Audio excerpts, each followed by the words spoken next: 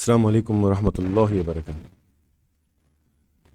थोड़ा सा बैकग्राउंड को रिकैप करते हैं। आज से 3 साढ़े 3 महीना पहले honourable supreme court of India ने हीरा ग्रुप को 641 करोड़ रुपीस जमा करने के लिए 3 महीना यानी 3 साढ़े 3 महीने का टाइम दिया था। तो वो 3.5 महीना ख़त्म होता था जुलाई 25 2023 यानी आज से 3 दिन पहले। तो जुलाई 25 को जब तारीख थी उससे 1 2 दिन पहले ही यानी जुलाई 22 23 को अगर हम कहें तो एक नया बायर जो है, पुराना बायर तो ख़त्म हो गया, नया बायर सिंगल बायर जो है कोर्ट के अंदर इंटरवेंशन एप्लीकेशन फाइल किया और ये कहा कि भाई मैं ये सारे प्रॉपर्टीज़ खरीदने को तैयार हूँ और मैं उसके बदले ये 400 करोड़ का डीडी जो है वो 25 तारीख को जमा कर रहा हूँ, यानी जुलाई 25 को, आज से 3 दिन पहले जुलाई 25 था तो जमा कर रहा हूँ। तो जब जुलाई 25 हुआ और वहाँ पे पूछा गया कि डीडी का क्या हुआ, तो उस वक्त जो बायर एग्जैक्टली मतलब सुप्रीम कोर्ट में नहीं थे, तो उनके तरफ का जो लॉयर था जिन्होंने इंटरवेंशन एप्लीकेशन फाइल किया, उन्होंने कहा कि कुछ इश्यूज हो रहे हैं, वो ऑन द वे है, डीडी ऑन द वे है, यानी आ रहा है, डीडी पहुंच रहा है। तो सुप्रीम कोर्ट ने कहा कि ठीक है, डीडी ऑन द वे ही है, आप जमा ही कर रहे हो, तो फिर 2 दिन बाद की हम तारीख देते हैं, 2 दिन बाद डीडी आप जमा कर लो। तो 27 तारीख को फिर डेट दिया था, यानी कल का तारीख, आज 28 जुलाई 2023 है।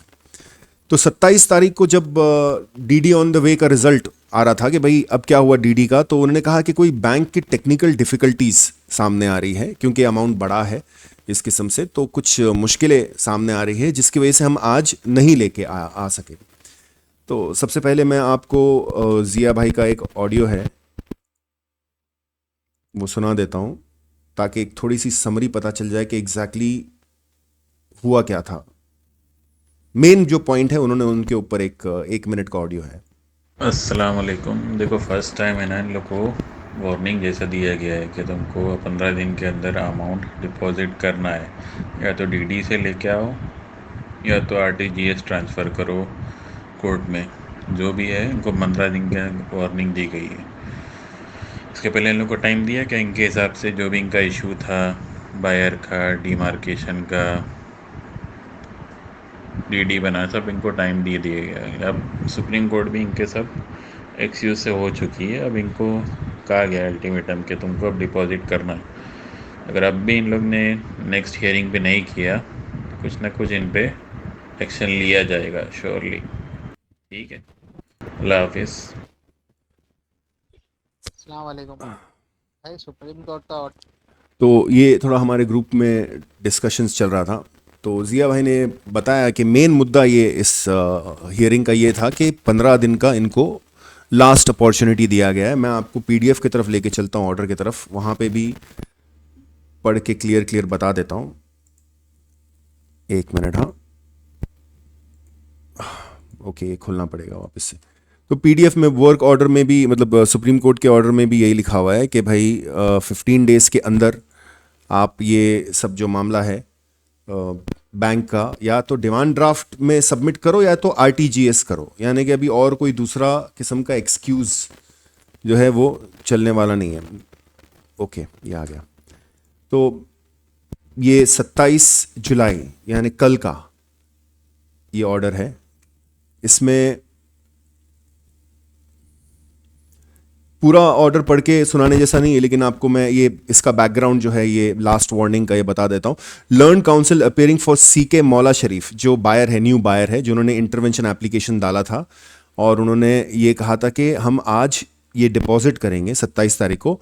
उन्होंने ये कह रहे हैं कि there are some problem in preparing bank draft. ये बैंक ड्राफ्ट को प्रिपेयर करने में कुछ प्रॉब्लम आ रहे हैं, यहाँ पे देखिए प्रॉब्लम बता रहे हैं of the amount but the funds are lying in bank. लेकिन बैंक में पैसे है क्रेडिटेड उनके एसोसिएट कंपनीज के, 1 2 3 कंपनीज हैं उनके, ये 3 कंपनीज है, first Mahi antiquities rare earth private limited and associates of Hindustan. ये एसोसिएट्स है कंपनी में, इनके ही कंपनी है, हिंदुस्तान गोल्ड कंपनी के सिस्टर कंसर्न कंपनी है, इनके बैंक अकाउंट्स में फंड्स है, ठीक है। लेकिन डिमांड ड्राफ्ट बनाने के लिए कुछ प्रॉब्लम्स आ रहे हैं, यहाँ पे देखिए ड्राफ्ट बनाने के लिए प्रॉब्लम्स आ रहे हैं, ठीक है। और उसके बाद उन्होंने और भी एक्सटेंशन में बताया कि भाई ऐसा ऐसा ऐसा ऐसा ये इश्यूज़ हैं। तो यहाँ पे सुप्रीम कोर्ट ने कहा है कि ठीक है, ये ऊपर को देखते हुए, इन व्यू ऑफ द एफोर्टसेड, ये ऊपर के चीज़ों को मद्देनज़र रखते हुए एट रिक्वेस्ट, इनके रिक्वेस्ट पे हम इनको लास्ट अपॉर्चुनिटी देते हैं। Last opportunity is granted to bring the amount within a period of 15 days,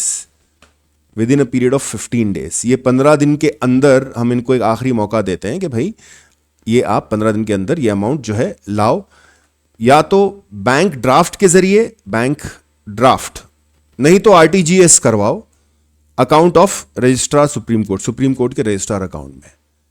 यानी ये 15 दिन का इनको आखिरी मौका दिया गया है नौहरा शेख को कि भाई तुम ये जो करना चाहते हो ना ये सब पेमेंट, तो ये 15 दिन का तुम्हारा लास्ट चांस है, ठीक है। बाकी यहाँ पे बाकी चीज़ें जो है इतना इंपॉर्टेंट नहीं है, ये पैराग्राफ को हाईलाइट करता हूँ, we'll revisit this in just in a moment.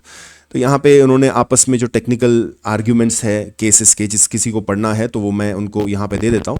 एक इंपॉर्टेंट और एक है कि सलमा बेगम करके, 2 सलमा बेगम है हैदराबाद में, एक मेहदीपट्टनम की है जो नौहरा शेख की खास है, और दूसरा जो है कंप्लेनेंट है सलमा बेगम। तो नौहरा शेख ने क्या किया है कि जो अकाउंट जो सलमा बेगम को उसने पैसा दिया है, उसने अपने ही मेहदीपट्टनम वाली सलमा बेगम को ट्रांसफर कर दिया है, और ये बोला है कि मैंने इस सलमा बेगम को ट्रांसफर किया है जो कि कंप्लेनेंट है। तो ये सलमा बेगम जो हमारी सिस्टर है, इन्होंने एक वकील रख के इंटरवीन किया है, ओके, रिस्पोंडेंट नंबर 13 के जरिए।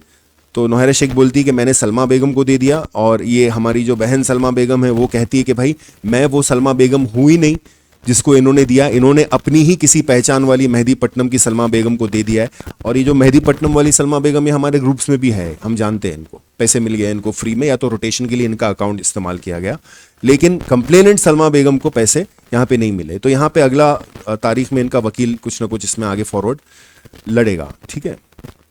यहाँ पे उन्होंने टेक्निकल भी चीज़ बोला, account number 1 digit missing 62089473, there is 4 digit bit, ये सब वकील उनका देख लेगा। बाकी ये इसके अलावा कुछ इतना इंपॉर्टेंट है नहीं, सिर्फ ये एक पैराग्राफ है कि लास्ट अपॉर्चुनिटी दिया गया है 15 दिन के अंदर, और 15 दिन के अंदर इनको या तो बैंक ड्राफ्ट देना है या तो आरटीजीएस ट्रांसफर देना है, और ये लास्ट 15 दिन इनको दे दिया है, ठीक है भाई।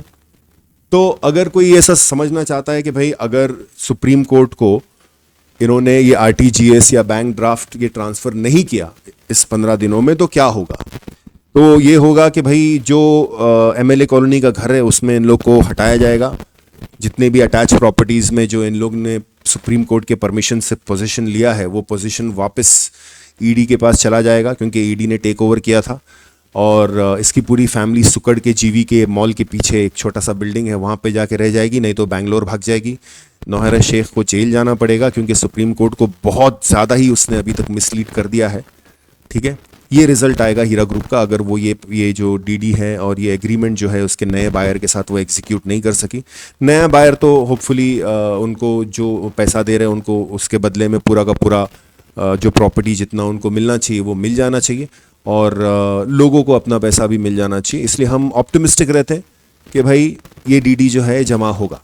अगर नहीं होगा तो we don't have any power over anything. हम देखेंगे कि नौहरा शेख अपनी बाकी की पूरी ज़िंदगी जेल में गुजारेगी, और इसके बच्चे, मेरे को नहीं लगता है कि इनके बच्चे लोगों को कोई फ़र्क पड़ता है, क्योंकि हमने देखा था कि जब ये जेल में गई थी तो इस्माइल शेख कैसा सोना बेच के लोगों को अपना जेब भर रहा था, अपनी सर्जरीज करा रहा था, जिम जा रहा था, यानी खुशी थे इन लोग। इनके फैमिली वाले कोई नौहरा शेख के ऊपर कोई कुछ ऐसा फिक्रमंद तो रहते नहीं है, इन लोग केयर तो करते नहीं है।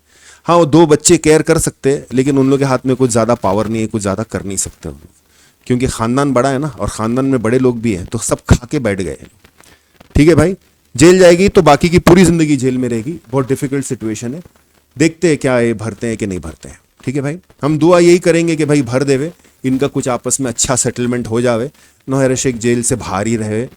लेकिन ये अभी उसी के ऊपर है, यानी उनके पूरे टीम के ऊपर है, उनके पूरे साथी जो है जितने, उन सब के ऊपर है कि क्या वो नौहरा शेख को बाकी अंदर जेल में सड़ता हुआ देखना चाहते हैं, भगोड़ी बन के भागा हुआ देखना चाहते हैं, या कुछ इज्जत के साथ जिधर अभी है उधर ही एक लंबे टाइम के लिए देखना चाहते हैं, डीडी का पैसा जमा करने के बाद।